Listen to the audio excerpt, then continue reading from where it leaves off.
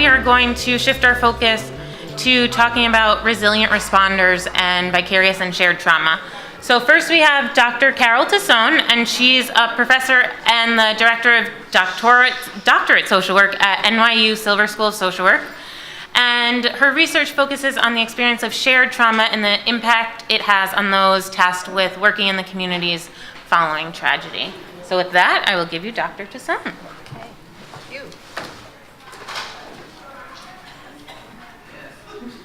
Good afternoon, everybody. It's very, very difficult to follow that very moving, very meaningful presentation. I made the mistake of preparing my standard presentation around trauma, so I'm going to be showing some slides that are kind of traumatic in nature, but as a way to kind of understand a little bit about the concept. So please, I just want everybody to be mindful of that and bear with me. Because when we talk about trauma, if we think about it, oftentimes, let me just kind of start off by saying I think everybody has a 9/11 narrative, and I had one as well. So I was sitting with the patient when the first plane actually flew over the building. I was seeing the patient in my private therapy office. And, needless to say, it didn't take long before you heard the plane hit the building, people screaming in the streets, fire engines, etc. And so I was really struck by that. And I was talking to colleagues, what was everyone else's experience? What did they know? And there was a distinct feeling of the difference between people who were working and practicing uptown versus downtown. We were wearing masks for days. The smell, permeated Lower Manhattan.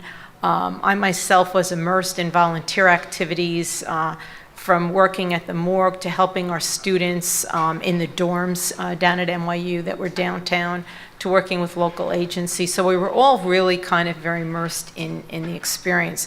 So that kind of got me really curious. What did everyone else go through? And I think the experience of people who are doing therapy,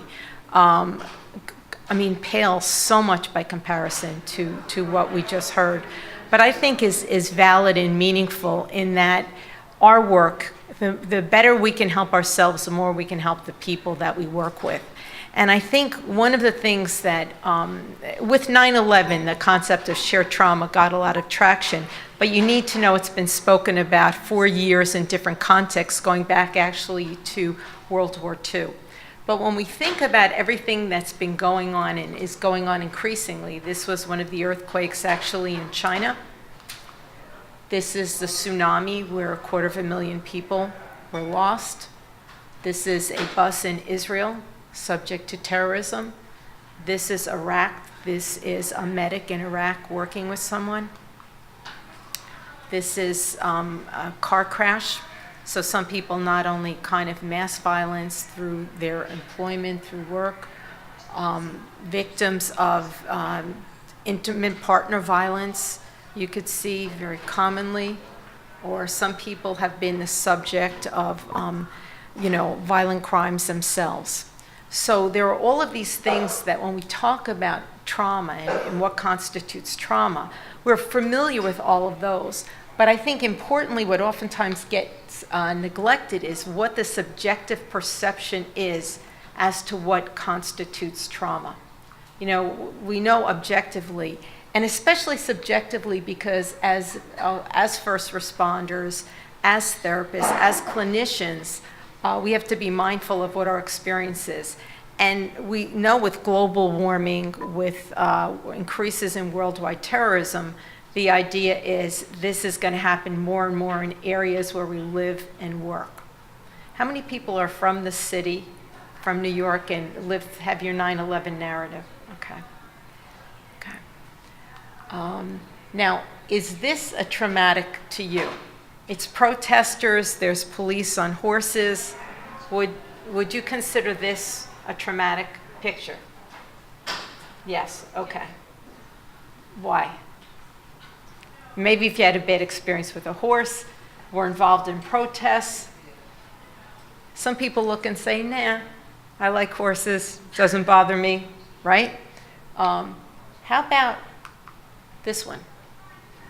Anybody find that traumatic? Do you think if you were in the movie theater in Aurora, Colorado, you might find that picture traumatic? Remember the guy who dressed up like the Joker and locked the doors? So something that doesn't resonate personally, we might not find traumatic, but I think it's so important just to keep in mind subjectively what people experience.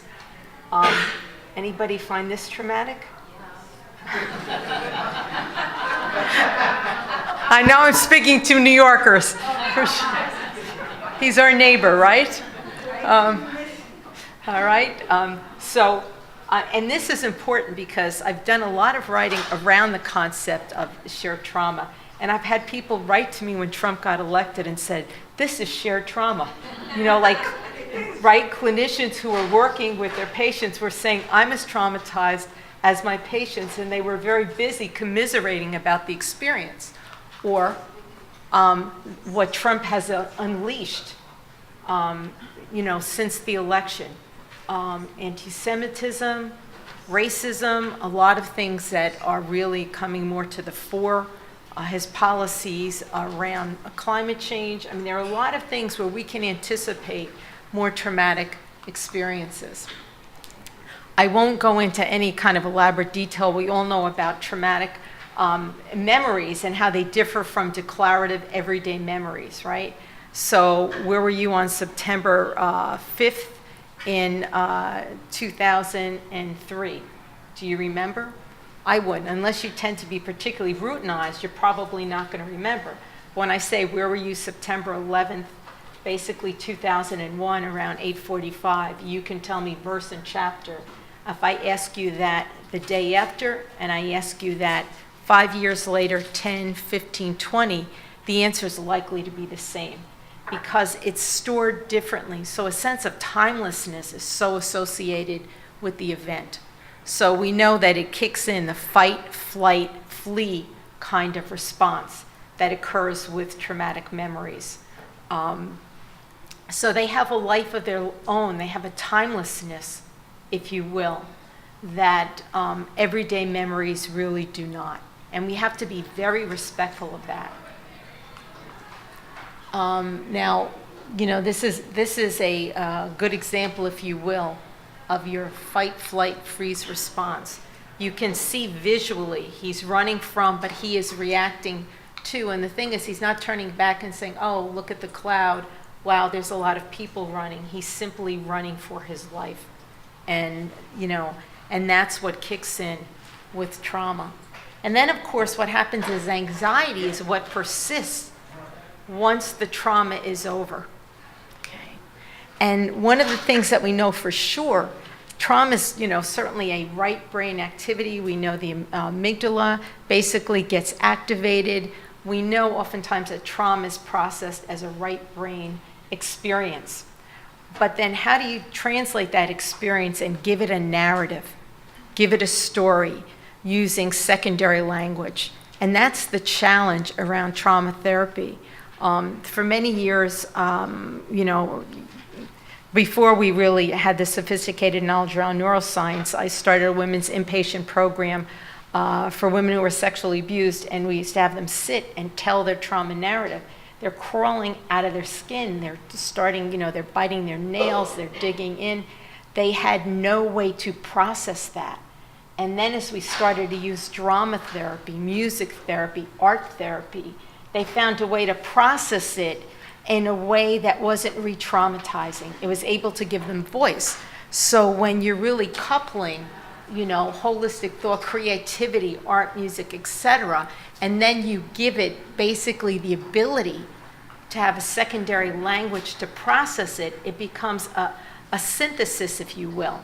So that's why everybody is basically are big proponents now of mindfulness and all of the creative arts, because they really are wonderful in bridging these two parts of the domain, if you will. Okay, now there are a myriad numbers of concepts that have been put forward around secondary trauma. Burnout. How many people are first responders, therapists, mental health professionals? Okay, great. So the majority of you. Okay, so I don't need to really define burnout for you. You might have experienced it. Compassion fatigue, traumatic countertransference, traumatic reenactment, secondary traumatic stress, vicarious trauma, and shared trauma. Now, burnout is something, you might not know it until you are at the end of it. I worked for many years at Calvary Hospital in the Bronx, where I work with terminally ill cancer patients. And I found in the beginning I was chipper, going into every room, engaging all the families, starting a bereavement group. I was immersed, involved. And towards the end of my stay, I was doing more talking about what I was doing than actually doing it in terms of getting involved in academic activities. And I found, this person, well, they're pretty far gone. I kind of got other things to do. Do I really need to go into the room? And when I found myself doing that, I said, I am burned out. Because I lost the ability to empathically connect, to be vulnerable to the experience, both with the patient and the family. Found that there was a lot of staff stress on the floor. All of these things are oftentimes signs of burnout. And the work we do is so intense that it's not unusual. You see, like, particularly if you work in a community setting where you work on a team, you work in a health setting, the staff was fighting constantly with each other. And a lot of times it so reflects really the population we're working with, the dire needs of our clientele. And that's as much represents that as anything else. Okay? But when you lose your compassion, when you lose your ability to engage, when you need more time away than two, oftentimes you're kind of on that road, if you will, in a permanent kind of way. Another thing that kind of happened, it was like, oh, all right, well, they're going to go anyway. Does it really make a difference when you start doubting your ability to have an impact? Okay. Now, compassion fatigue and secondary traumatic stress, this is really, compassion fatigue is something that my colleague and friend Charles Figley talked about, and he looked at it as a cumulative concept. And that is, it takes into account all the emotional exhaustion. It was supposed to encompass burnout. What happens with one particular client can happen with everyone, but it's kind of like this total physical exhaustion versus secondary traumatic stress, which can occur in response to one client at one point in time. So I don't know about you, but I've certainly had the experience where one client comes in and I'm like, kind of like trying to stay awake, and I'm sneaking a little sip of Red Bull to stay awake, and someone else comes in, and the Red Bull didn't kick in that quickly, and someone else will come in and have a narrative that I'm absolutely riveted to. So I have to ask myself, what was going on besides my natural fatigue with that first client that made it difficult for me to connect with them? What was it about their story? How did it threaten me in some way that I lost that ability to connect with them? So when we think about secondary stress, we think about it that can be sudden, and it can be in relation to one particular client at a time versus a more cumulative response, such as Charles writes about. And this is important because we did a lot of research around shared trauma, and we kind of put these concepts together.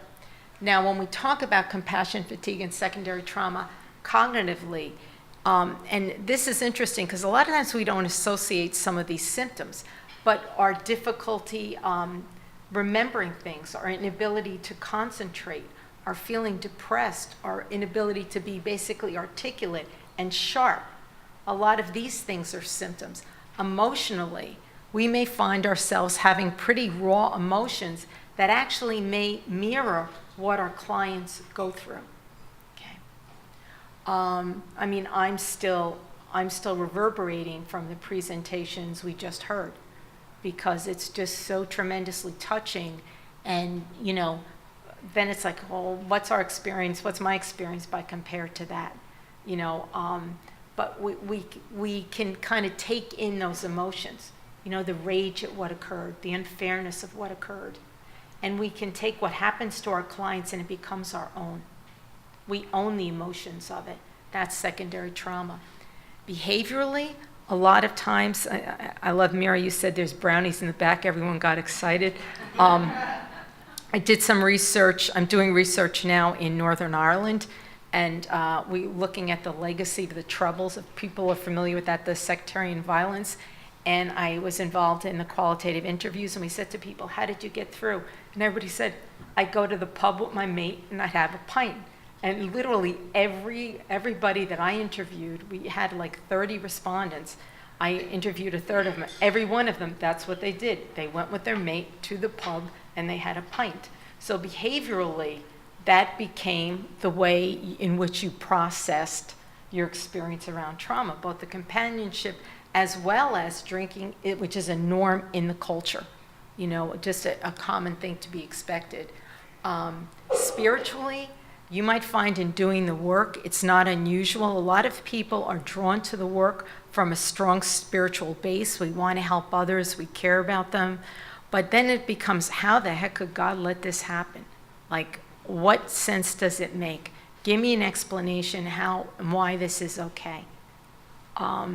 So what happens is that we may start questioning our belief in God.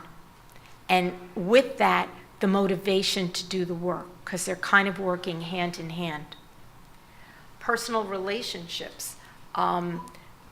This is a big one, because oftentimes, I always say people who are in the field, I hope you're not married to someone in the field, simply because we need a break.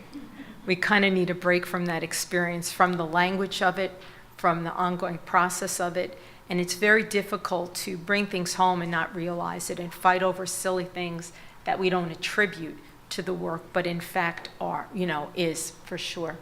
And work performance. A lot of people find that their ability to stay invested, to stay passionate, is in fact compromised.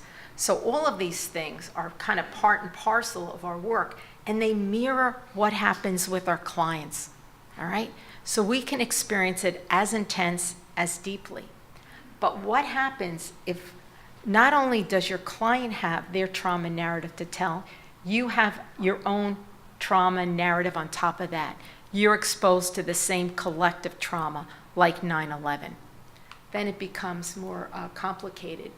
So what we did is we looked at the different factors that contribute to compassion fatigue and secondary traumatic stress. The younger the age, experience of cumulative trauma, exposure to trauma in the workplace, a history of trauma, depression, anxiety, strong correlation between anxiety and trauma, and also involved in post-disaster counseling efforts. We found that these were predictive of compassion fatigue and secondary traumatic stress. So what we did is we looked at that, and we combined it with the responses to PTSD. And, you know, in other words, what predicts PTSD? And we basically built a scale combined together and developed what's called a shared traumatic stress scale. It was published by Research on Social Work Practice. But before that, let's just go with a couple more concepts, all right, just to kind of muddy the waters a little bit. Countertransference is basically, if you look at it in a very broad-based way, it's whatever you experience in the context of working with someone, whatever you experience in that room. Now, which is different than vicarious trauma, which extends beyond the therapeutic space. Traumatic reenactments occur oftentimes with our clients. And with that, if somebody has an experience of trauma, if it triggers something in us, we may find ourselves in an enactment. If you've ever had the experience of working with a client who came to you, said all their therapists yelled at them, and you said, well, I'm never going to do that, I'm not like that, And you start out very nice, and before you know it, there you are yelling at them too. And there's something about that client that's provoking something in us that we're responding to, that's triggering something in us that can happen. And we know in working with victims of sexual abuse, childhood sexual abuse, very strong, very intense emotions that really run the gamut. And we know that it extends beyond the therapeutic situation, so that someone can be impacted by someone outside their life, impacts the client, impacts the therapist goes in, takes it into supervision. An enactment can take place anywhere along that exchange. So it gets super complicated. Vicarious trauma, again, highly empathic therapists, neophyte therapists, people with a history of trauma are really most prone to vicarious trauma. That we need to know. Whoops.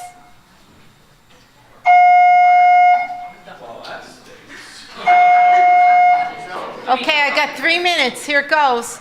All right. People say, how do you combat vicarious trauma? I say with 3 words. See, I'm going to do this real quick. Have a life. If you have a life, it is the most helpful thing to really protect against vicarious trauma. That is, it's very easy when you're doing this work to feel that it is the most important work and everything else pales. And if you do that, you deprive yourself of the very replenishment and nourishment that we encourage our clients to get. Okay, we all know September 11th. And shared trauma, basically, I won't belabor it, but we looked at different instruments, we put them together, and we developed the construct of shared trauma, which equally measures compassion fatigue, secondary trauma, and post-traumatic stress disorder. So in other words, for people who were impacted both primarily and secondarily, for people who live and work in an area where there's been a collective disaster. The research I've done has been at 9/11, it's Hurricane Katrina, and now in Ireland. And I've also worked with my colleagues in southern Israel around the experience around Sderot in Israel. But basically it underscores the symmetry of the therapeutic relationship. And the whole thing is that we have to take care of ourselves before we take care of our clients. Some people use the experience to jump in and do volunteer work and not take care of themselves. I myself was ambivalent in going back and forth, because when I went home to take a rest, I felt guilty. I had to run back. All right? So everybody knows, your own limitations. But what we found from the research is the people who were more primarily impacted, who had less supports, et cetera, it was a more difficult experience. And that's just the instrument, new boundaries, just examples of some of the things that were said. Professionally, the boundaries between me and my patients came down somewhat, and we were going through it together. At the time of 9/11, I was most open to talking about my feelings with patients, and it's continued to this time. Closer to the mic, please. Oh, I'm sorry. Yeah, at this time they were saying 9/11, I was more open to talking about my feelings with patients, and it's continued to this day. The study was done many years post 9/11. But the idea is that there is an experience both primarily and secondarily in it. And then you had some negative reactions. Somebody basically said, I found being a therapist more burdensome, and I felt regret for choosing this field. The healthier I get, the less I want to sit in a room all day listening to people's pain. What a place to find myself.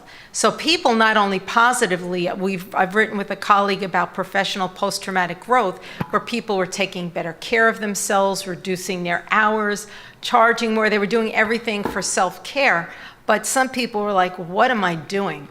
It just brought home the brevity of life. And people with a previous history of trauma. Attention, this is the hotel fire safety director. At this time, the alarm condition has been investigated and is clear. It was a siren went on the second floor, but nothing to worry. Everything is fine. All clear at this time. Okay, we're good. We're good. All right. You were talking about triggers, I think we have to stop and consider that there are people in this audience that went through 9/11. And if they're having some trigger from this alarm going off, Thank we you. should take that into consideration Thank you. somehow. You're right. And the therapists in the audience are here. If somebody wants to leave the room, and I'm offering myself, I'd be happy to talk to somebody if that helps. If they don't want to talk about it, fine too. But I think we should acknowledge that. Thank you. You're right. You're absolutely right. Okay. Anybody? I'm sorry, because you know what? I'm torn. She's held up my 1-minute sign 5 minutes ago. So I'm torn, but you're absolutely right. And please. In the factors for those therapists who would be more likely to develop compassion fatigue or burnout, you said age, a younger age. Did you mean younger therapists, or is it chronological? No, it has more to do with your amount of experience in the field. And also younger age. So what happens is a lot of the work that we did with our students were blown away by 9/11. I had a group class, they couldn't function, so I made part of the assignment them writing their experiences. They had to read one article related to it, and we came out with an article that was co-written by all of the students in the class, so that there was something constructive coming out of it. Because that's when they had the anthrax scares. It was so crazy. And at NYU, we were at ground zero.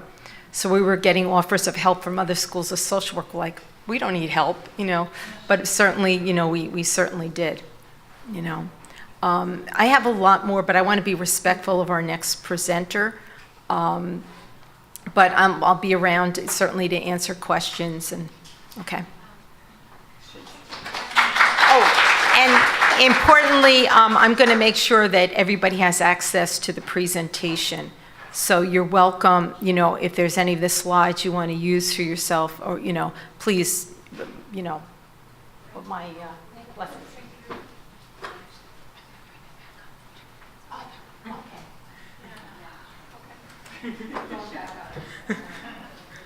So our next presenter is Dr. Mollie Marti, and she is the president of, she's the president of the National Resilience Institute.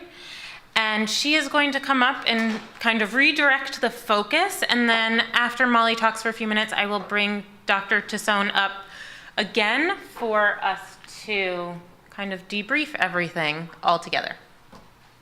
Mollie, Dr. Marti.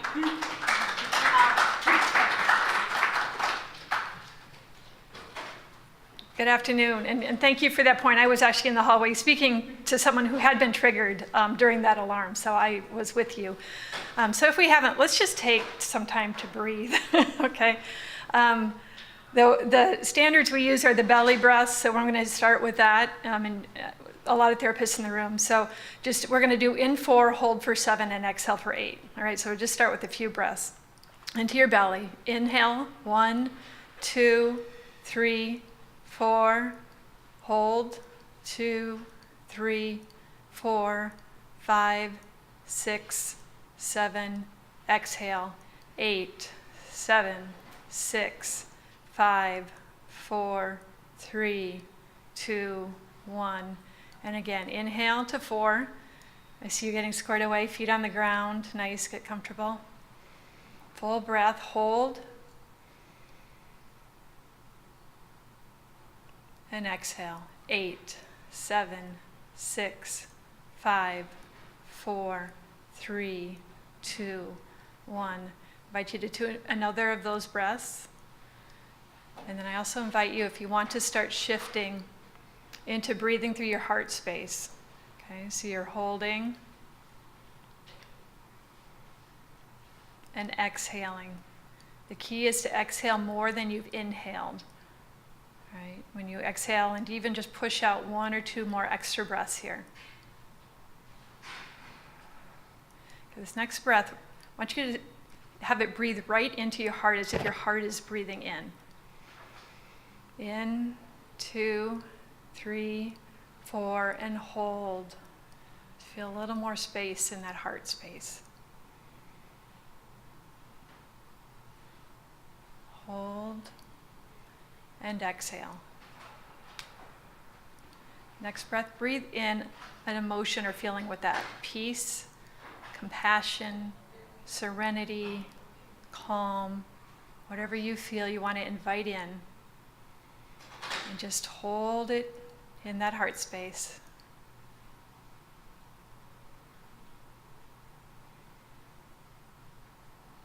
And exhale. In this final breath, we're going to breathe into that heart space again and feel the person to your right and left. Feel all of us breathing collectively in together. We're all in this together. Breathe in that love, breathe in that connection, breathe in that care for your neighbor. Hold it. 2, 3, 4, and exhale. 7, 6, 5, 4, 3, 2, 1. Okay, for those of you who haven't fallen asleep, you can open your eyes when you're ready. But I thought that might be helpful just to help us come back to here and to be present. Okay. It's been a wacky day of presenting, so I invite you, and honoring people leaving. I'm presenting again tomorrow, and I can do a lot overlap, so whatever that looks like, I'm here to serve you. So you let me know if you want to do a 1-minute wrap-up, or if there's questions and answers, I can shorten mine up as well. So what serves you? Are there any more questions for our former presenter, or anything that you would like to not get torn off the stage, but actually, No, that's okay. You Whatever good? people feel will be helpful at this time. Okay. So, any input? All right. So if we can get then a full copy of your presentation to them, I think that, okay, will help. And Maybe we could have Carol come up and the two of you could answer some questions if Sure. you have a couple extra minutes to stay. so do that afterwards. Yeah. Okay, perfect. Okay. Forward. So this was the pressing question that brought me to this space. I had been a resilience researcher for years, worked with elite athletes and corporate athletes. And our community, Midwest town, had a suicide contagion with a lot of young people going to the hospital, and we lost 3 young lives. The first one was at the school, and so he's being air flighted out there. He didn't live, Jacob. And I was called by the mayor to come into the school and spend time with staff and students, and I came home and I was writing a book I've written called Walking with Justice about my life's greatest mentor. He was a wise federal judge. And Judge taught me about leadership, and said leadership isn't about having all the answers or being in charge. It's about looking at the situation in front of you and asking, do I have something unique that can help the situation? Education skills, connections, and that question just really held up a mirror for me, not only as a resilience researcher and a psychologist, but as I had 3 children, one in the school, but one in the middle school and elementary, but a member of this community, and it just held that mirror up, and I thought, yes, I can do something and truly need to do something, because when I picked up the phone that day and started calling other people in the community in mental health and media and education, I said, I don't have all the answers. What I have is a belief that not only can something good come from these tragic losses, but something good must. The same conviction Mary's had in her heart. I know it when I see it. And I said it will only happen if we come together and start asking smart questions and roll up our sleeves and walk the answers out together. And so this is one of the questions I asked, and that inspired what we will talk about today with the Thrive model. This is a handout. It's available on the National Resilience Institute.org website. We have a version focused on helping you help yourself, and then helping helpers help others. And that's kind of the focus today, that we work on giving helpers who are working in their community resources. Wanted to just preface a few things about the model. One is it's strength-based. We know that the reticular activating system, basically when you tell your brain that something's relevant to you, you will find more and more of it. And if we're trying to build strength and resilience in people, we need to be focusing on those strengths. All right, we will find what we look for. This is a picture from a hallway that just popped up after one of the students died, and talk about all the untapped strengths that our youth have. I've learned so much about that over the last 8 years, but they just want to give that love and care and connection and sharing. And self-care and wholeness matter, because we can't heal others past our own healing. We can't pour from an empty pitcher. We need to be filling up and taking care of ourselves. This is also trauma-informed model, and everything we do, trauma-informed, runs through that. It's a highly bantered term more and more, but I think it's important to understand pieces of it. And so if you're not familiar with it, take a look at our website. But I think that this core question, the reframing of this question really is important, that it shifts from asking what's wrong with you, looking at the behavior and going, what is wrong with that person, to what happened to you. Right, and we had that today with the families, the survivors telling their stories, and everybody's path is different. I was really struck by the path even within a marriage of what works for the husband is very different than what works for the wife, and you experienced it, and you're finding your way through, and we can't understand that when we don't say what happened to you and what is that loss, and how are you finding meaning and care and your way through one footstep at a time. And then the other point to make is that you are the intervention. We are the intervention. People heal people. I mean, all of you are healing in such tremendous, impactful ways. And people sometimes want to know, well, what are the top 3 things I need to do to build a stronger kid, or to help my community heal, or give me those interventions. And we are the intervention. We are the core and the foundation. And yes, there's strategies and there's tools, but they're going to be much more effective when we have a foundation to truly understand that we are the pathway to resilience. So the trusted adults is the T in the Thrive model. And being in a trusted relationship with an adult who can encourage and role model, the research shows, I can't tell if that's a 5 or a 15, 5, okay. I'll talk extra fast. This is the most important stabilizing and protective factor. And so this is a mural in the school that we work with, where the kids every year, the art teacher and the students painted that, and then every year the children draw their hand and they name their top 3 trusted adults. And we have a lot of programming where those adults know that they're the kids' people, and that we need to go beyond lip service with any of this. We do more damage than good to give these messages to people and not carry through. So we have a lot of trusted adult programming. And the research slides, I'm actually speaking tomorrow, and I can do more on the research, but for all of these research slides, in the words of a scientist, I guess, assume the good stuff goes up and the bad stuff goes down, and then you won't have missed much, right? This is important and impactful, and the research supports that. So even though this is a research-based model, it isn't rocket science. So much of it comes down to the care and the connection, and that's why trusted adults are the most important model, or the important piece of the model, because healing happens through connection, not disconnection. And that trauma-informed piece, that's how that helps you decide. When you have behavior in your face or a lot of emotions coming at you, what we want to do is step back and move away from that. And that's right at the moment we need to move into that and reconnecting. And when we have that relationship, then we can get to talking about consequences or lessons or next best ways forward. But we can't be imparting those lessons without the foundation of this relationship. High expectations. This is a photo from a school in the UK, Jan Hillary. On our website, I know we have a blog that has a documentary about her. I think I did a TV show, Resiliency Matters TV, with Jan. I think that's on our site. But she went into a London inner city school and took the school from a bottom 2% in the country to a top 2 to 3% where it has stayed for over a decade. And Jan did so much of this work focused on this element of high expectations.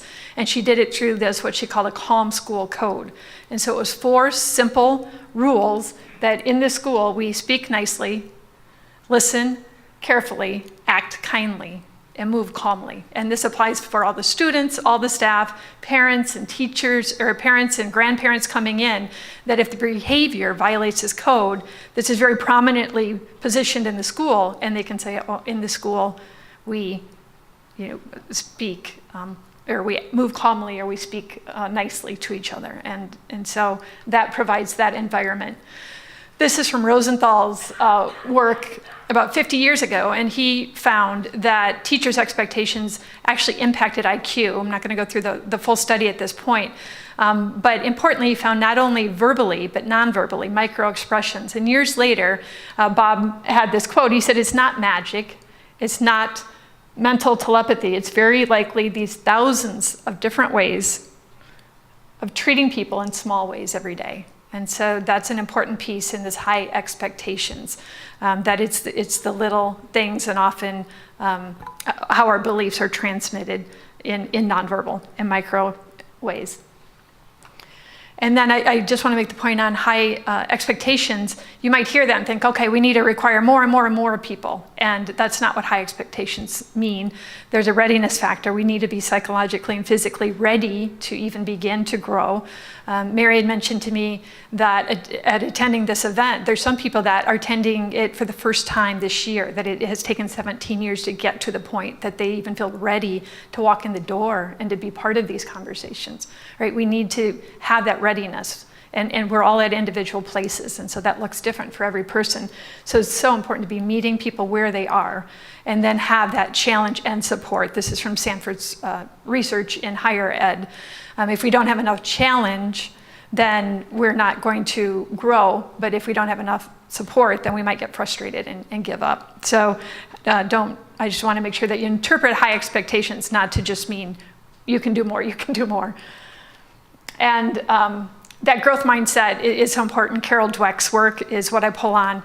As Mary also knows, I'm a recent cancer survivor. I was diagnosed in April and have been through some pretty big surgery and recovering, and I'm now back to the CrossFit gym just this month. And this growth mindset of adding yet when you say you can't do something. So I can't deadlift 170 pounds anymore, right? So I can't. And then I say yet. Not yet. And I've been using this a whole lot as I am on my own personal journey of recovery. But if you can even teach that to someone, when you hear someone who just feels like they're stuck or they can't move forward or they're not where they think they should be, and that goes back to being a strengths-based model. You remind them where they are, all they have done, all they have within them, that potential, and to say not yet, you will get there. Resilience skills, we use a lot of Dan Siegel's work on understanding the brain, because we do need to understand even what happened with that fire alarm and how we were triggered and what was going on physiologically. And you don't need to be a brain scientist to understand this, but I think working in this field should all have a way to be communicating this at a very basic level. And we can do more in Q&A if that's of interest. The definition we use of human resilience is the capacity to prepare for, cope with, and grow through adversity. So we use all the way from preparedness to post-traumatic growth. It's a broad definition, and it's a broad concept. It includes self-care, emotional awareness, regulation, coping skills, social skills.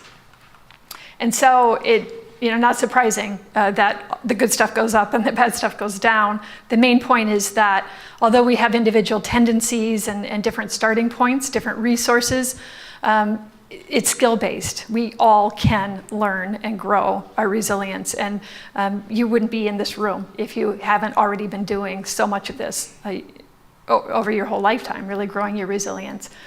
But that's the point on cultivating resilience skills. And we really have to start at those basics and move through regulation. So how we just started with a little breathing and working on designing that space. And then we get to the coping and the resilient skills building. Involvement, provided with meaningful opportunities to connect with and contribute to community. We have a You Matter, We Need You campaign. I call it the science of mattering. It was first looked into in about the early 1980s. It's kind of had a resurgence over the last 10 years. So the original definition was the sense that other people depend on us, are interested in us, and actively care what happens to us. And the scale asks questions like this. How important do you feel that you are to other people? And there's a lot of studies. It's related to self-esteem and perceived social support, but it's different. But as mattering goes down, then we see things with all sorts of sense of alienation or separateness, loneliness. We also see increased juvenile delinquency, increased teen pregnancy rates, dropout rates, and suicide ideation. And I think that this quote from Newsweek talking about gangs, it just makes the point so powerfully. We are wired for connection. We are wired for mattering. And if we don't meet these needs on a proactive basis, if we can't figure out how we can get every single person involved and tapped in and lit up and contributing, because we know that as they strengthen others, they strengthen themselves. If we don't find proactive ways to do this, it will come out sideways, and they will find their own ways to belong and to connect and to feel that they matter. Vision, strengthened with messages of hope and engaged in creating a positive future. This is a little guy from one of our You Matter, We Need You assemblies we do, and the students and staff donate their hair to Locks of Love to pediatric cancer patients. And this guy just got his hair chopped off. It was very long, but he's very proud. And he just makes me smile whenever I see it. But he is making life better for another child he'll never meet. And he is feeling very, very good about that. Gallup shows both in our teens and in our adult workforce the costs of a lack of vision. And they call it a monumental collective national failure that only 40% of our kids are actually engaged. These are outcomes that we've seen in our research. And the one on the bottom, the shorter lifespan, is actually from Dan Buettner's work. And Dan has found with his Blue Zones work that he calls it under purpose. But if you know when you get up in the morning and your feet hit the ground, what you're doing, why you're getting out of bed, whose life you're going to help in a little bit, make it a little bit better that day, on average you live 7 years longer than if you wake up and you don't know what you're doing when you get out of bed. So it's a very powerful, and it impacts lifelong health outcomes.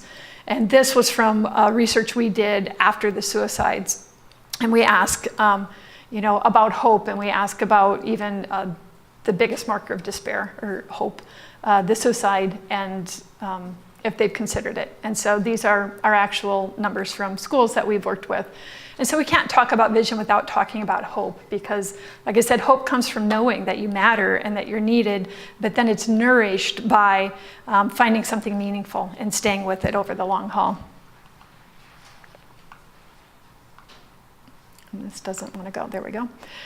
And then enrichment is whole person, whole community supports. So here's a photo of one of our, we do youth curriculums. Here's a photo of a leadership camp. And we teach kids that leadership is just making life better for another person, making those choices in the small moments that you can make life better for another person, a little easier and a little more light-filled. We use, again, Dan Siegel's work if we're doing a longer workshop, but we can simplify this. This isn't, again, brain science. So the big five, as you go to care for others, and this is what we were talking about, caring for those caregivers and caring for those responders, you need to be sleeping. Nothing will take your performance and your health south more quickly than a lack of sleep. You need good nutrition and hydration. You need to be meeting your sense of belonging. We need acceptance. We need connection and love. You need work that's source of purpose and meaning, and you need play. And this is the outlet for creativity. It's the outlet for joy and gratitude and movement. So those are the big five. And then here is another exercise, and I think this will be a good time, to be shifting into questions. But this is an exercise we often use when we will start workshops or we create connections. And you can do this with yourself and just ask, I did that through my cancer recovery every day or within the day. Okay, how are my pies? Just checking pies. Physically, how am I feeling? Intellectually, and emotionally and spiritually. And the spiritually doesn't need to be, Sunday, did I go to church today? It's that connection to that greater source of energy and meaning and purpose and knowing why we're here. And if we're moving that marker along toward feeling like we're meeting our purpose and growing in that. And so this, the key is to be honest with this, and the key is not to, want to have 10 out of 10 every time you do this. David Schoenfeld, a colleague and friend of mine that I know you heard from earlier, and he's a doctor, but he has known of my journey, for example. So when I saw him earlier and we had a chat, and right away he said, "How are you feeling?" And I truly believe if I hadn't been doing this work and of really, the journey of authenticity, the journey of courage, knowing courage begins with vulnerability, all of these journeys that we need to go on as caregivers, I don't think I probably would have given him the same answer, but I said, I just had this layer of fatigue and, this is where I am, but I slept good last night. And just to know where we are and to be honest with that, because when you're working in a group or team, this is what allows you to support each other, right? If I know that Mary didn't sleep well last night and she's here and she has a big day and then she just got kind of short on me or kind of blew me off, it takes me from, wow, Mary just didn't have much time for me, to, wow, she's doing really well. She's short on sleep. She's got a ton of details, right? So this is what we need to care for ourselves and to be communicating out. And always just give each other the benefit of the doubt. That goes a long way too, right? But you need to be prioritizing this self-care, that self-regulation, and keeping it simple and focusing on those strengths. So I'm wrapping it up. I think I went a bit long in the way that we had to go a bit short, but I invite you to our website because we have more Thrive resources. In the workshop, we have a lot of free Resiliency Matters videos, and then we have our annual symposium this year and summit coming up, and you'll see some familiar faces at that as well, but we're live streaming that. And everything we do, we have scholarships if you need those, so just inviting you to take a look at that. And this is what we call the Thrive Manifesto, but it's really about being intentional. So much of this, like I said, isn't rocket science, but when you bring intentionality to this, it takes you so far. And then to be confident because you know so much more than you think you do. And it's going back to what works and being reminded of that and keeping that in front of you, which reminds me we have handouts that if you wanted to jot down anything from today, it's just the Thrive model and a place for you to jot those takeaways. So I see some hands there. Yes. Yeah. The summit live is in Chicago on September 21st, and then it's also live streamed. And then the live stream includes a couple weeks of access to the videos. Good question. So, Susan, why don't you come up and I will hand these out to anyone. A lot of this resilience work seems to be sort of a one-on-one thing where somebody who's familiar with the principles goes and delivers them. But is it important to have a team approach or an organized program or any other delivery format?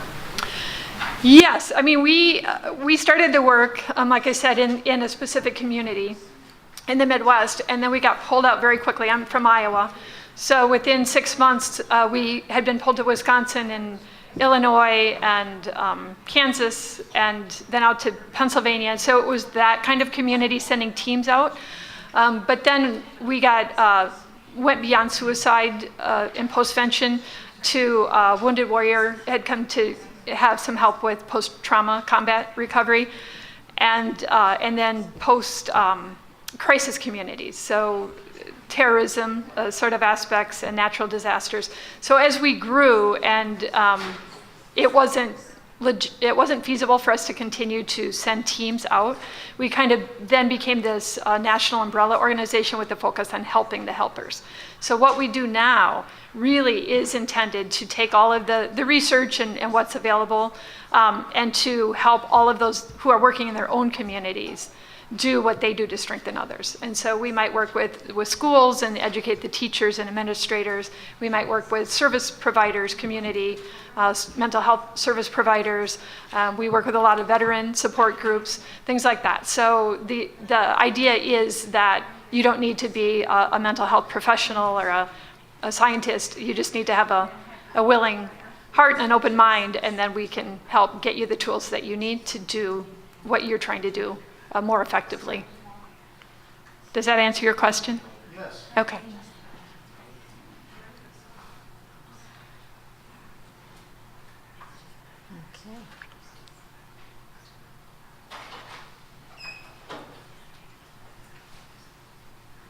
All right. Mary, you're coming back up to wrap up the day? You have any last words, Carol? No.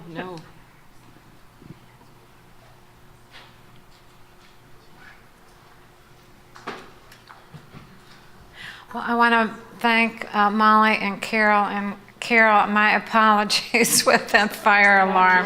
Of all times, to be in the middle of a presentation on vicarious trauma.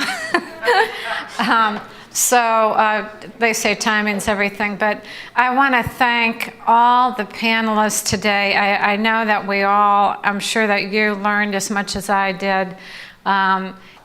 Just the expertise that they've been able to share in such a short period of time, and I really appreciate, with the exception of the disruption in your panel, I think we ran on time, which was really remarkable. There's always a first for everything, 17 years later. We have, we've learned a lot, but I think just this group today with just such diverse backgrounds has really been wonderful, because I think we're all bringing different perspectives, whether we're working as a clinician, whether we're a victim's family member, responder, survivor, or if we're focused in certain areas on mental health and wellness. And, I think that it's that coming together and sharing of information and the collaboration that's so important. So I really appreciate you all being here. And I have to say, the staff, Lonnie has been seamlessly guiding these presentations, and certainly Stephanie and Sarah, who are out there, and our friends from Goldman Sachs, thank you for your work taking photographs and registration and all. I wanted to mention, for those of you that want to visit the memorial, the tickets are outside, and you can just proceed to the memorial, and I'm sure that there'll be a group going down there. You're welcome to attend tomorrow. It's going to be a little larger group, and we actually have 2 tracks. So one area of focus is for the responders and survivors. So we'll have the World Trade Center Health Program represented here. That's going to talk about both a medical and mental health treatment, as well as a victims' compensation fund. And there's some, impending deadlines to register for that. And then the other track will really be focused. David Schoenfeld is going to be speaking again, and Connie Palmer, who runs the Bereavement Center in New Jersey. They're going to be talking about coping with loss in children and adults, and Mollie's going to be back with us again tomorrow. After lunch, we'll have roundtable discussions, and we'll divide up. We'll open the wall there, and it will be a big group that's going to be having an opportunity to sit with a clinician, and we'll divide up. The families will sit with the families, whatever your identity is, we'll have that divided up. And we have Suzanne Phillips and all of our colleagues at American Group Psychological Association that are going to help facilitate that group. But Mollie will be leading the concepts that we're going to be talking about, really focusing on building resilience. And then we'll conclude the day with Mike Greenberg from ESPN and a representative from the memorial that are going to talk about an exhibit that they have just opened. It's called The Comeback Season, and it's sports after 9/11. Just as a backstory there, Mike Greenberg and Herm Edwards, who was a former coach of the New York Jets, spoke at a gala that we had several years ago, and Alice Greenwald, who's the CEO of the museum, was so enthralled with the enthusiasm in the story about sports, and how that really helped lead the country in coming back.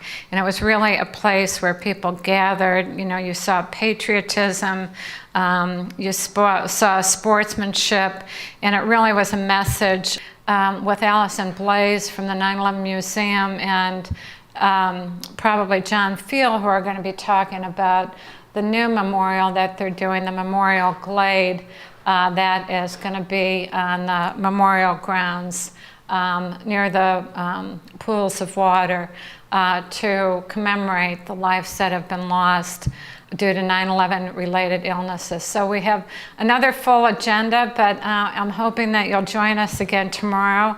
And for those of you that are going to the museum, I hope that you, if you haven't been there before, I'm sure that you're going to be very impressed with the incredible commemoration and documentation of 9/11. It's almost too much to take in one visit, so you may have to come back again. But thank you for coming, and if you have any questions, I'll be around after, and I'm sure some of the other panelists will be as well. So thank you.